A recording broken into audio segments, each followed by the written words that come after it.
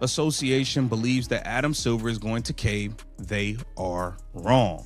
Let's get into this story, man. It says, while the WNBA owners and players continue to negotiate a new collective bargaining agreement, stars are peeling off for competing leagues. The longer both leagues continue to happen, according to Meadowlark Media commentator David Sampson, the greater chance that the WNBA goes away completely. David Sampson's most uncomfortable point cuts straight through emotional narratives. He argues that this exact moment represents the greatest vulnerability the WNBA has ever faced. If you are a billionaire looking to start or expand a women's basketball league, this is the perfect opening. Every WNBA player is effectively a free agent psychologically, if not contractually. They're publicly dissatisfied.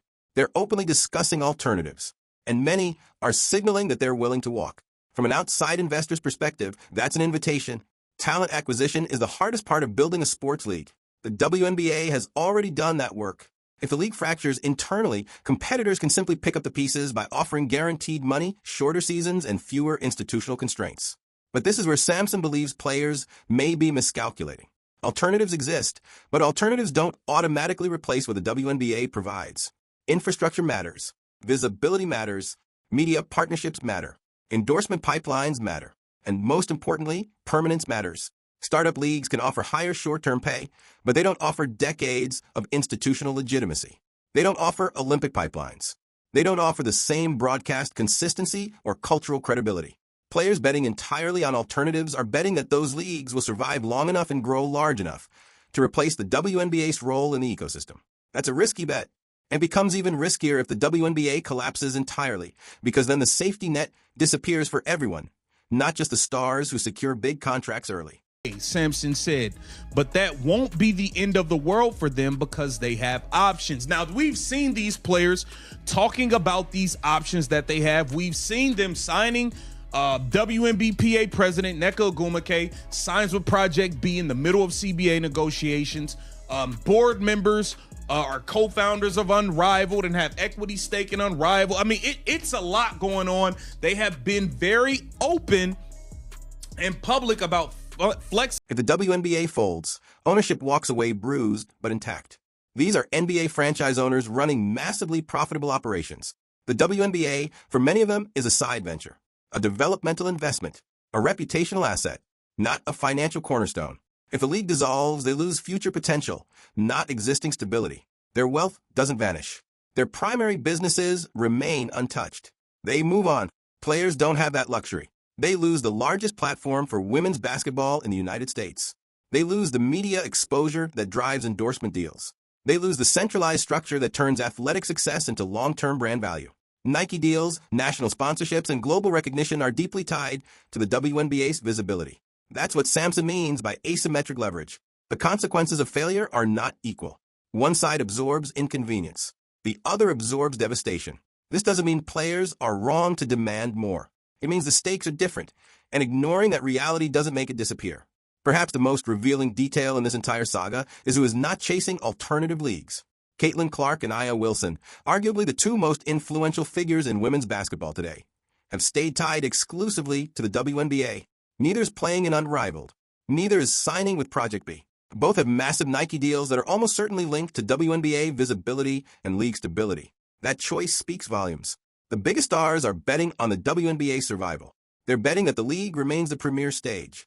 They're betting that long-term value outweighs short-term cash grabs. And that should give everyone pause. Because if negotiations go so far that ownership walks away, it won't just hurt fringe players or role players. It will derail the very future the league's brightest stars are building toward. The uncomfortable question isn't whether players deserve more. They do.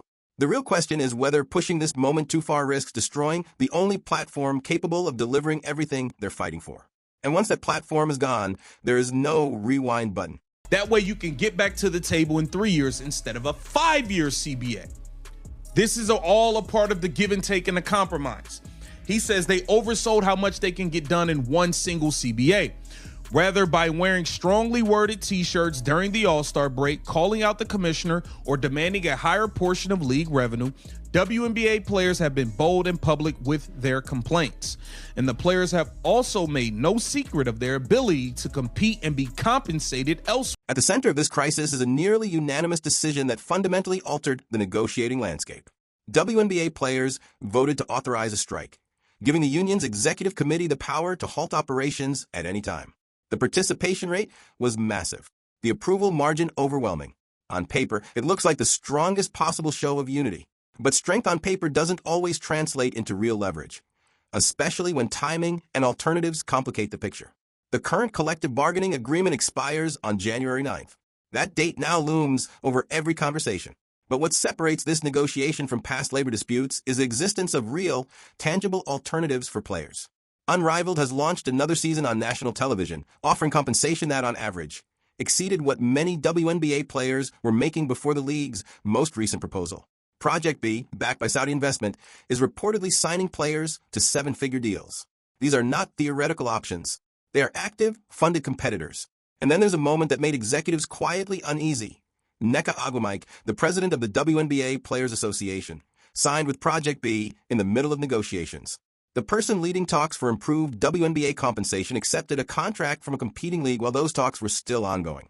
That move may have been financially logical on a personal level, but symbolically, it sent a powerful signal.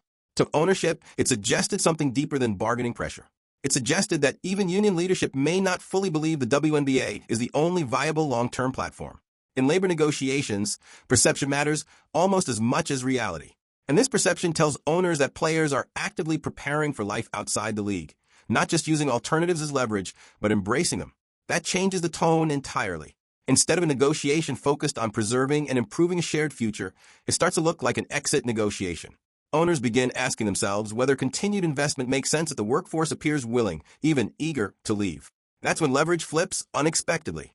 What players see as empowerment, ownership may interpret as instability. And in business, instability doesn't get rewarded with generosity. It gets met with caution, retrenchment, or in extreme cases, withdrawal altogether. Out of Miami that airs games on TNT and pays more on average than the WNBA begins January 5th. Now that salary was higher than the WNBA's prior to the WNBA's most recent offers. It's set to begin January 5th.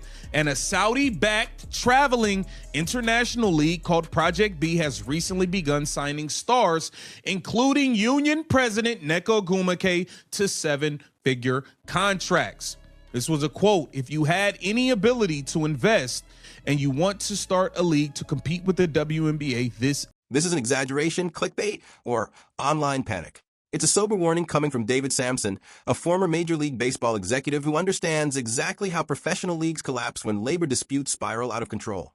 Sampson isn't predicting a temporary shutdown, a shortened season, or a messy compromise.